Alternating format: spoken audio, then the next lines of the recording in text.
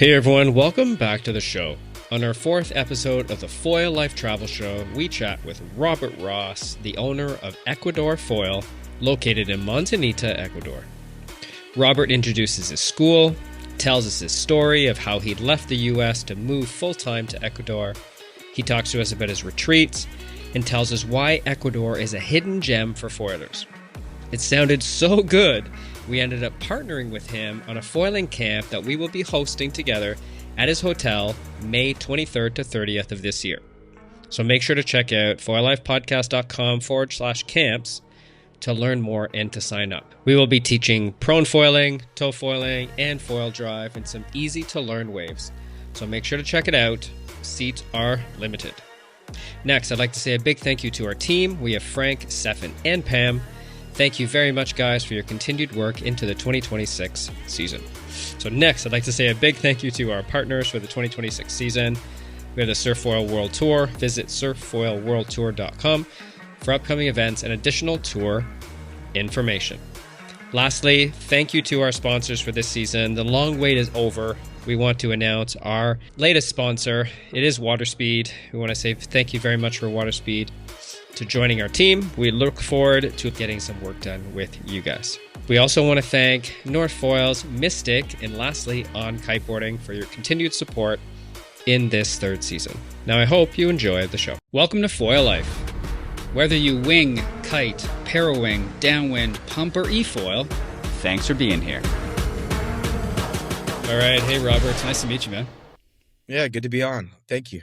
It's looking like you're somewhere warm. You got a t-shirt. You're not wearing any burqas or anything, so you're not in North America.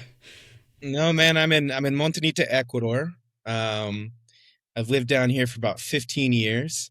And yeah, it's summer here. We're in the southern hemisphere, so it's absolutely beautiful here. How did you end up there? So I've been here 15 years. I was living in LA for 10 years in Manhattan Beach, and I was just an addicted surfer. And I'd been traveling to a bunch of spots for surfing. I actually at one point bought $1,000 VW bus and drove it to Costa Rica on a 6-month trip. And I think that was between 2000 and 2002. And we ended up spending a lot of time in Nicaragua and surfing the whole coast from Pascuales in Nexpa, Mexico, Papoya in Colorado. That was in 2000, 2002. That was actually like before the internet. So for Nicaragua, there was like no maps at all. And we were ordering maps from surf magazines. And Nicaragua was a black hole. And our whole goal was to get to Pavones. And we ended up spending so much time in Nicaragua that we went to Pavones and just said, forget it, forget Costa Rica. Let's go back to Nicaragua. There's nobody there back then. So I love Nicaragua. And by 2007, 2005, 2007, we started doing trips to Peru and Ecuador for surfing, and just fell in love with it. Didn't know I was going to move there at the time, but yeah, that's when I started coming here. My first time in Ecuador was, I think, 2007, and just loved it. And I was fortunate enough. I was working for a bank at the time. During the financial crisis, and we actually had invented the prepaid debit card. There's a company called Green Dot. And so when everybody else was crashing, we were actually IPOing. No way. And yeah. So in 2008, 2009 weren't so bad for me. I made a bunch of money. And by 2011, I was ready to kind of jump ship. And it wasn't enough to like retire in LA. LA was crazy expensive and I worked pretty hard.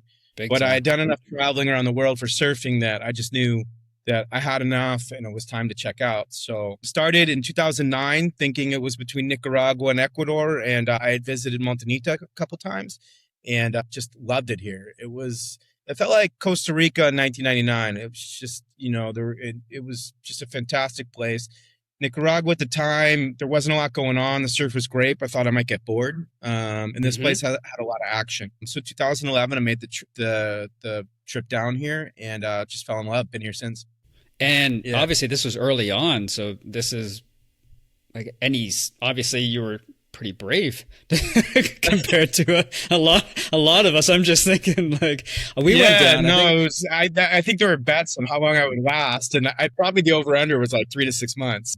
But no, I stuck it out, and I kind of love the chaos of it. I love the dirt roads. Bugs don't bother me. It didn't really bother me at all. The lack of electricity, lack of water, lack of septic. It was like going back in time. So, got a ATV and some machetes and a pickup truck, and yeah, it was fun. So I didn't know what I was going to do when I got down here, but just kind of fell into vacation rentals. So in 2012, no, 2013, we opened our first 4 vacation rentals in Montanita, just outside of a town. Yeah, just outside of Montanita. Pulling it up. Cool. Yeah, okay. Yeah, so we are about 2 hours from Ecuador's financial capital, Guayaquil. So there's non-stops to Guayaquil from Miami, from Atlanta, from New York, and then you can also get to Quito from Houston. And yeah, so there's not a ton of non-stops right now. Usually the best flights are through on Copa Airlines through Panama City. And then once you're there, we run and pick people up all the time in Guayaquil.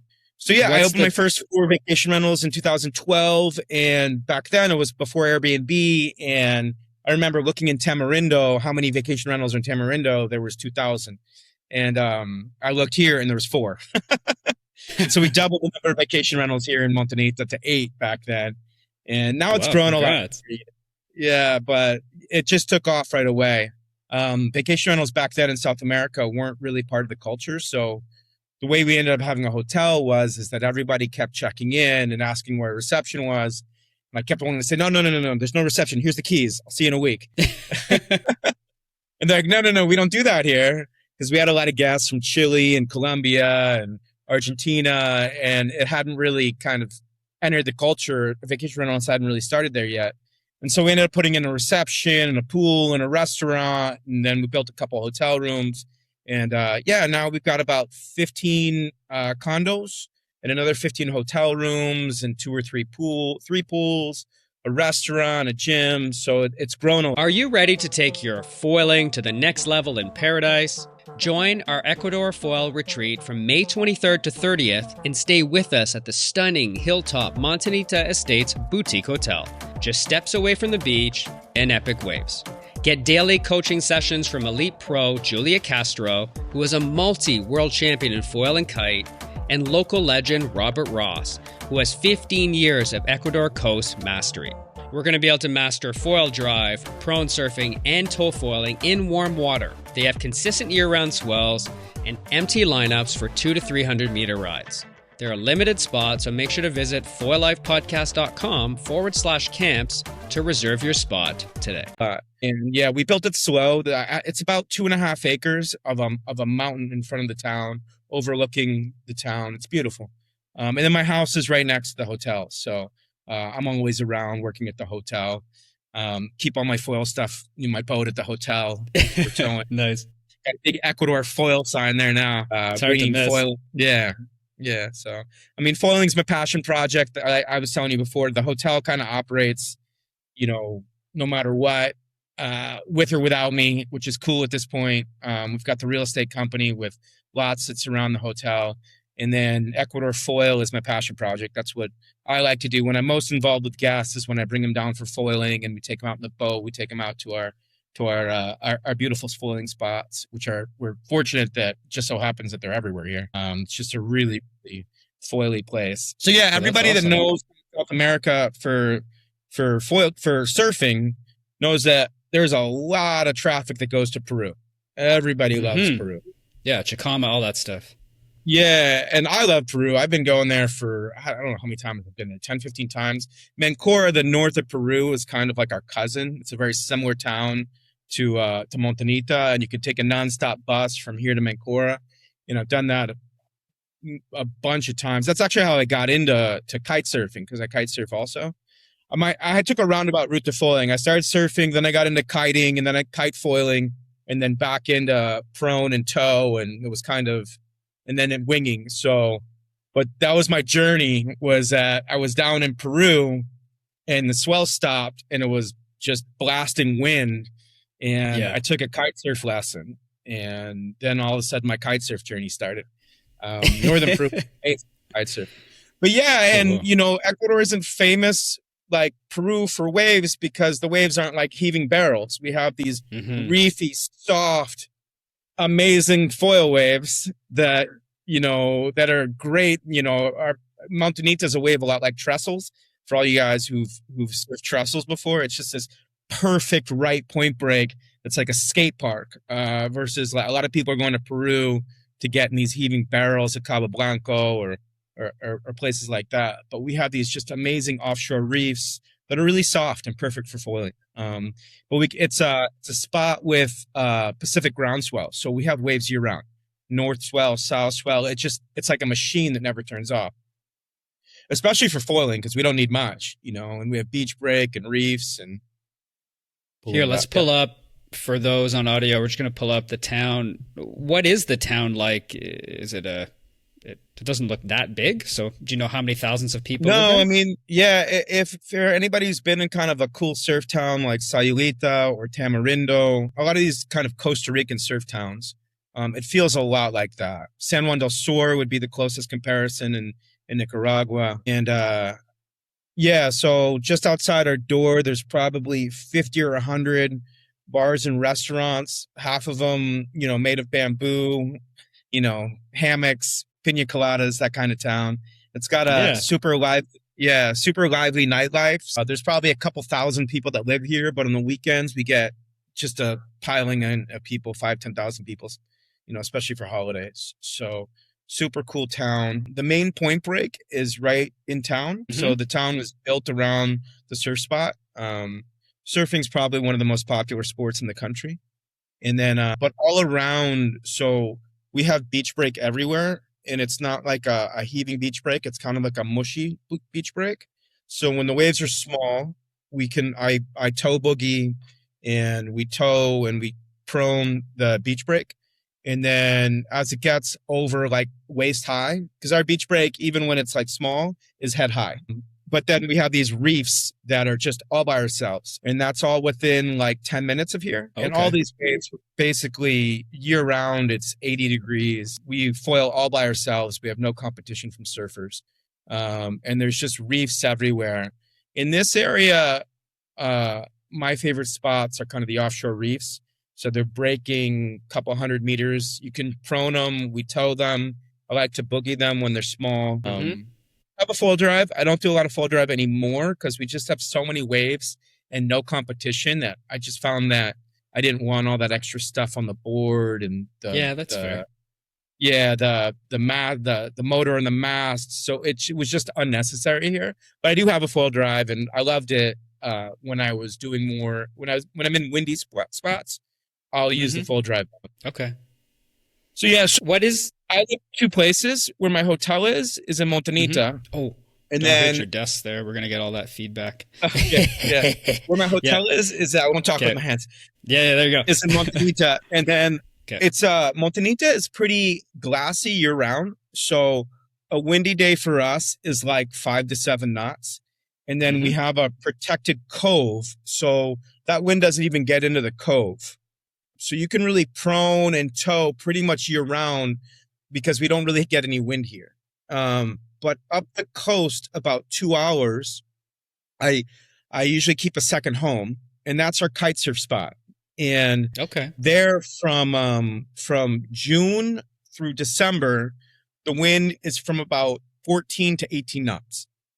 Oh, all right. That's And good. also, yeah, it's windy there, and it's the same thermal winds that they get in Peru. So it's a thermal wind that comes from the south. It's side on, so perfect direction. And it I'd say average is probably 15. And then same offshore reefs. So there's this reef that is just perfect for winging. You can wing waves up to double overhead super comfortably. I'll usually use like a 5 wing. I use a 65-liter board, and I'm using my code 850 or now my 810. And so that's kind of like a normal setup for there in waves. And again, super Hmm. consistent waves for wind from June and through December.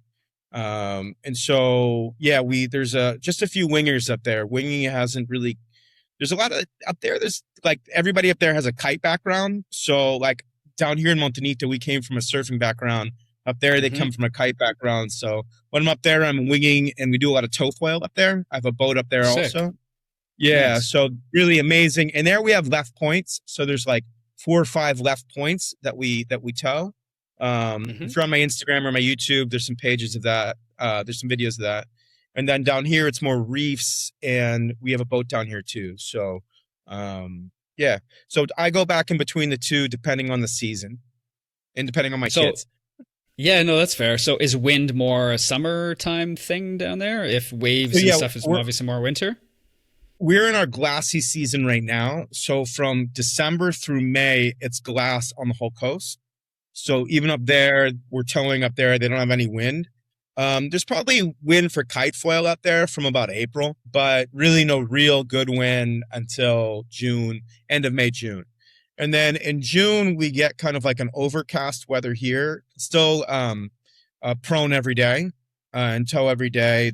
The water temperature probably goes from like 80 to like 77. So I'll wear a spring suit because I'm a wimp these days when it comes to fair enough. 77 is cold for me. Yeah, I don't even surf when I go. I don't even get in the water when I go to LA anymore. It's too cold. It's too cold. Yeah, I hyperventilate.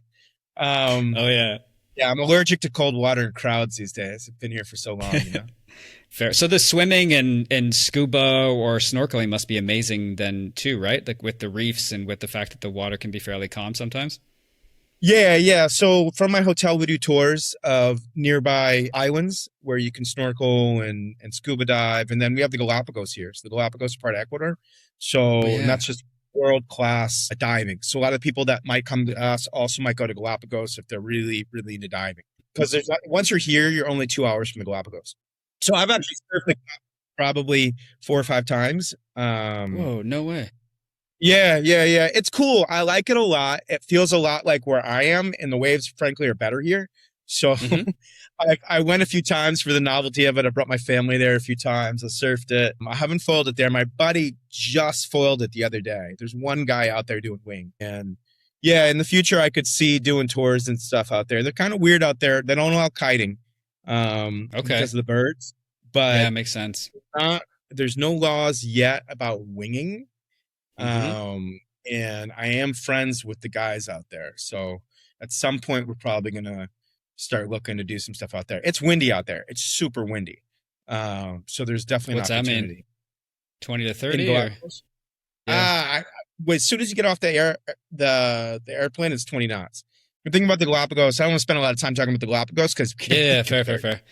But the whole island is a nature reserve, and you only really have access to like 5 or 10% of the island, 5% of the island, and the rest you have to go by boat. And so it's a very, very tricky place to find the conditions that you need. Like even though it's 20 knots when you get off the plane, you can't actually get in the water there. You have to go to the other side of the island and come back probably. So, yeah, it's we'll crack that code. We just haven't done it yet. Fair enough. So what skill levels do you guys cater to at your school there? Beginner all the way up to advanced or? Yeah. So for prone and tow, especially prone, for all you guys that want to learn that want to learn prone, we have the easiest conditions in the world to learn prone. Okay. We have this spot. It's called a laboratory. And it's a reef that breaks probably 200 to 300 meters out. And you paddle out there, and the wave, you can actually catch the wave. Like I'll drop into big waves there on the outside. But if you're not ready for that, then you just sit inside about 30 meters and you just let the water push you. White water hits you. The white water pushes you and you just go straight. It's the easiest thing in the world to do. And then you stand up.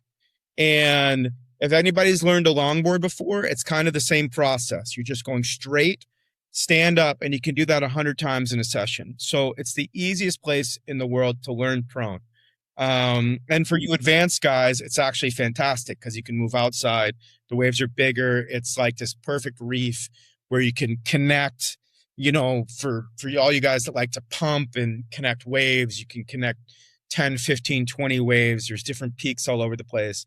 Warm water and we're all by ourselves. So it's kind of got a little bit for everything. Our most recent tour was cool because it was like a foil drive guide that just didn't have a lot of chance to do prone. and we had him proning day one, up and cruising around, and then also for tow. It's a really great place to tow. He had never actually successfully towed into a wave before, and we had him in waves right away. Like, he just taught him to tow real quick, and he was up jumping into waves right away. So really easy place, especially for you guys that are in crowded places. We have no crowds, warm water, no competition. Yeah, so I know in a lot of places, especially in California, there's fantastic waves for prone, but you just can't access the waves because there are too many surfers. Well, we just don't have that problem here. So really, really a great place. And then as far as winging and wind sports, I love to do, or would love to do, because we haven't done one yet, but I'm a good winger, especially in waves, very good in waves. And I know the coast really well. So my wing stuff is more for intermediate advanced. I'm not going to do lessons in winging because I'm not certified in that. And I can recommend a school probably better than all those guys in winging, but I actually don't teach winging. But what we do is take people on tours for winging. So we would start in the wind place, and we could come down the coast winging in different spots, and then also at my hotel proning. So you could kind of combine a wing, prone, tow tour all into one. And we'd probably do it just based on the conditions. So in spot, I live there too, and we'd be staying right in front of the spot where you can wing. And in that place, if it's windy, it's kind of hard to prone because the wind hits from it'll already be like 8 to 10 knots at like 7 a.m. So when you're there, you're really focused on wind sports. And then if you want to get prone and tow, then we move down the coast to my place. It's just 2 hours away. And then you got like a protected cove, and you could do boats. So for wind sports, that way. Same with downwind. Downwind would be the same. We do there's nobody here doing sup downwind. I just got a power wing, so I'll start power winging this season. I still need a board. My power wing? Yeah. How's that journey? Just added, I said this about winging, and winging kicked my ass for like 3 weeks, but it'll be easy. And then you get your ass handed to you for 3 weeks, and then it kind of clicks. I feel like power wing will be the same because I'm a good kiter. I twin tip, and I kited it with a surfboard for 2-3 years. And then I kite foiled, and I tow. So I feel like I'm going to be able to figure it out, but probably get my ass handed to me for 2-3 weeks. It takes a little while. It's pretty tricky. Yeah. Do you guys offer standard lessons, like 1 hour, 2 hour lessons, or is it more kind of these retreat kind of boutique more style things where you come for a little bit of a longer period and you go to different places every day? Yeah. So for prone and tow, we definitely have lessons. Check out at Ecuador Foil. He's our Ecuadorian guide. He's an amazing prone foiler. Probably one of, if not the best in South America. I haven't seen a lot of guys better than him in South America or Central America. Just a really, really talented guy. And he's our teacher for prone. For tow, I'll teach because I just like to go.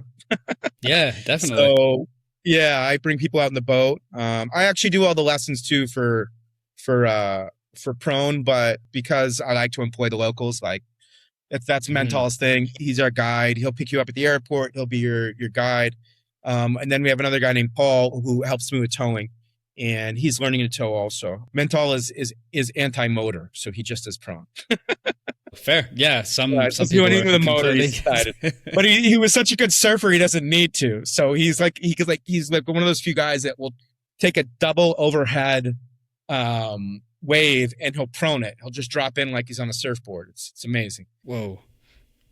Yeah. So for prone and tow, we do lessons. I like to work it into a tour. Like if you're coming down here, I'd prefer to work it into a tour. But if you just want a la carte, it's about $125 a day. And that includes, yeah, it's pretty good. That includes, guide, car, and about 2 to 3 hours. So yeah, because you can't really the foil spots, you really need us to take you to because they're a little bit hidden. And then anybody who's surfed or foiled in South America knows that the tides here are crazy. So you can show up on the wrong tide and it'll be a lake, and then 2 hours later it'll be the best spot you've ever seen. So good to know. It's not that easy to just roll into town and foil. You really have to know where to look. Do you guys have stuff do we need to bring our own equipment? No. So I have a bunch of access stuff to rent. I have code. I personally ride code, so there's some code stuff too. Although I've been on the Axis Surge lately, which is cool. I like that. Yeah, foil. they're good. They're good company. Yeah. Yeah. So I Yeah, started on Axis and switched to Code, and now I'm mainly between the 810X and the Surge 890. And then I have a bunch of prone boards, a bunch of wings, a bunch of wing boards. Well, I'm 80 kilos, so if you're anywhere in that range, then I'm gonna have a bunch of stuff for you. If you're like much heavier, I probably don't have that much stuff for you. But I do have some big wings. I think my biggest wing is like a Spitfire 1030, so that's a good size for prone or learning to wing. Yeah. I would definitely. I would definitely teach winging to somebody that's already got some experience, because I don't have a 120-liter board. So, but there are a couple schools here that can help you with that. So yeah, but it sounds more like, which is one thing that would really help my foiling, is learn how to prone a bit more. I got into windsurfing, and my brother kites, but we don't surf. But that could be something quite interesting to learn how to drop in, and then not only that, but connect more with pumping and via that. That would be a pretty fun time. It looks like you're really so free with nothing on you. Yeah, this is just the best place to learn prone. We can teach anybody to prone here. It is so easy to learn. And then since I've taught a bunch of locals, I taught most people here who are proning. We have the equipment, so we have really good equipment that's been tested for learning. So it's cool. But the big thing is waves and no crowds. So that's a good selling feature. Key elements here that you're not competing with surfers for waves. You're just all by yourself out there in perfect conditions. Wow. Do you recommend people renting their own cars, or do you recommend getting picked up, staying at the resort or the hotel? No, I recommend booking a full tour through us. That way we go and pick you up. We're foiling with you every day. So we're foiling with you from 3 to 6 hours per day. And you're staying here with us. We don't provide food. We don't do an all-inclusive food thing, because you don't need it. We have so many great restaurants here, great seafood, just like an arm's length away. So we like to give people the option to go out in town, have some food and drinks. And then, so that's great. Also, it's a great family spot. So our hotel, we've got the condos, the 1, 2, and 3 bedroom units. So if you want to come down with 2 to 3 kids, super comfortable for children in our condos. We have great pools, very safe. So everything is really good for families too. How many do you have now? You just said, because we were talking before, you just said you had twins. So do you have more than 2? I've got 5 kids. We're all born in Ecuador. Wow, congrats. So, I got 3 kids here, and then I have 2 kids elsewhere, but all were born in Ecuador. So I have a 4-year-old and twins who are 1 month old. Oh, wow. Okay. You would be busy with twin 1 month old. My buddy had twins, and they were 8 months, and he gave them both to me. He said, "Good luck. Have fun." Yeah. Like, what do I do? Where are you going? Just takes off. The first couple of weeks are just oh my God, I don't know how we're going to do this. And then it kind of, you get into a routine and it works. I was going to say the other thing about here for families is I know everybody's going to Chicama right now, and Chicama's amazing. I love Chicama. Yeah. And it's foil paradise, but I brought my wife there, and she was ready to get on a bus and come home. Okay. Yeah. I told her we're going to extend the trip, and she's like, "I'm not. I'm getting on a bus. I'm going back to Ecuador." Because it's brutal for families. It's amazing when we're in the water, but it's so Ecuador, where we live, is the opposite. It's warm water. It's tropical. It's green. There's restaurants and bars and other tours and things to do. For your wife, your spouse. So it's really a fantastic place. All right. And you're not worried about them going off on their own and go and check out stuff while you're on the water? You don't really need to worry about that? No, not at all. Okay. Where we are super safe and nice. Really, really enjoyable for the whole family, not just for the guy in the water. Now, because it's foiling, I'm going to ask, local hospitals not too far away? Yeah. We have a hospital here. It's right next to the cemetery. Okay. So it's either or. All right, good to know. We do have a hospital, but I wouldn't recommend getting any complex surgeries there. It's a pretty remote place, so we're 2 hours away from a major city. We haven't had an incident, but up in the wind spot where where 2 hours north. Great hospitals there. That's where I had all my kids. We usually, if we have anything major, we'll go up there. And here we have a bunch of clinics and smaller places. Yeah, we actually have a doctor that just comes to the hotel for people. So if something happens, all right, yeah, we just bring them. Usually for people who are hungover. Mm-hmm. Fair, not foiling related, and need like an IV, but we bring them over for stitches if people get cut, that kind of thing. So yeah, we can bring a doctor right to the hotel. Fair, man. So for looping back into the family thing, or even looping back for people who want to stay a little bit longer, for example, if they're a bit nomadish, and some of those units obviously have kitchens and you can cook in them, get groceries if you don't want to go out every night, kind of thing. So you guys are offering like the full gamut of possibilities for somebody coming down. Yeah. If people wanted to extend their stay, absolutely. We can take people for weeks and months. At that point, I'd probably recommend figuring out a way to get a car. Yeah, for sure. Or a bike. But yeah, I mean, it's really a fantastic place. So anybody would come would just really love her for foiling. I've foiled all over the world. So I've actually traveled. I started off traveling the world for surfing. And then I kite surfing, and now for foiling. So I've traveled to foil in Peru, in Brazil, in Dominican Republic, in the Philippines, in Australia, in Vietnam, and I've winged and proned in all of these places. And I have to say that Ecuador, I go to all these places and I miss home. No way. Such amazing foiling conditions year round that are super accessible. And especially if you like waves, if waves are your thing, this is just a great spot because it's always on and it's always, and if you do different disciplines, if you wing, if you tow, if you prone, there's never a day where you're out of the water. I think I probably get 340 days a year foiling. That's always impressive. on. Yeah. If you do all these different sports like I do, there's never a day where you're not in the water and waves in Ecuador. And it's just really this stretch of coast. We actually have one more wave that we're going to conquer this year. We have a right that's as long as Chicama. Really? It's 2 hours in the other direction. So 2 hours south. It's a wave that we've been surfing for forever, 15 years. It takes a south swell, just like Chicama, and it's a right. We need a boat, so we need to tow it. It gets tricky. The drop is tricky proning. We tried proning it last year, and we kind of had to sit halfway up the wave. And halfway up the wave was about 4 minutes on foil without connecting. So that's just carving 4 minutes to the beach, and that was only halfway because further out, the wave was just too big in order to prone it. So we're going to get the boat there this year, and we should be including that in our tours in the next year or two. So if we can just get the boat there and get a few good sessions in it, then we'll start including that. Needs a big swell. It's not quite as sensitive as Chicama, but it's as long and as rippable, and it's a right. So, hey, man.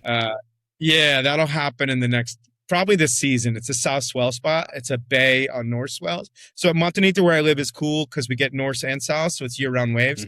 That's a south swell spot, so we'll start breaking in the next few months.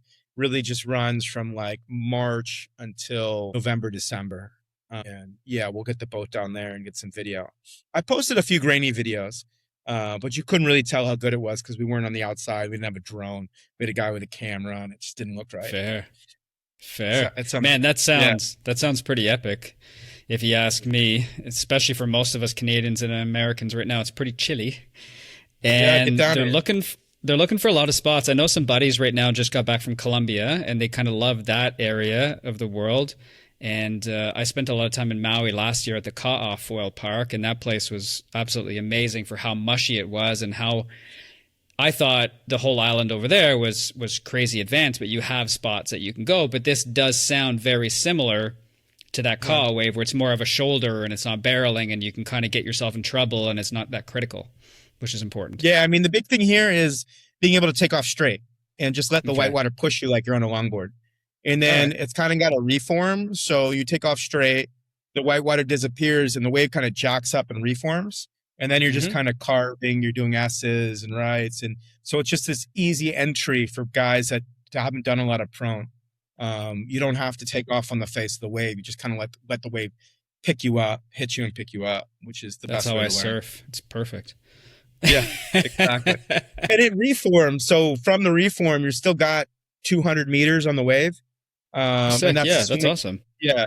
That's assuming that you're not connecting anything. So if you're good enough, if you're already winging and doing you can probably already pump. So you can just kind of exit the wave and pump out. So I'll have days, especially when it's big, where I don't want to drop in on something that's huge. So I'll catch one of the reforms on the inside, pump out, and get into a big wave. Cool. Yeah. Sweet, man. Well, hey, thanks for taking the time and introducing your spot. And what's the easiest way for people to find you? Yeah, so if you message Ecuador Foil on Instagram, that would probably be the easiest way. I think my WhatsApp is on there, so I'm always on WhatsApp. So through Instagram, Ecuador Foil. Also, please follow us on YouTube. We have an Ecuador Foil with some amazing videos of the conditions here. Probably not enough winging videos because I have more photographers in Montanita around my hotel. I'll get some more winging videos out there this year. But a lot of good content on the prone conditions. So yeah, my contact number is on there through the hotel. The hotel gets a lot of messages, just non-foil related messages. So if you message the hotel, it won't always make it to me. You might get somebody in reception. So I'd recommend going through, the hotel is Montañita Estates, the Me Hotel. But I'd recommend for foiling related trips, message me through the Ecuador Foil Instagram site. Thanks for coming on. It was great to chat with you. Yeah, I appreciate it. Good to meet you, Luke. Awesome, guys. Well, hey, thanks everybody for joining us. Catch you in the next one.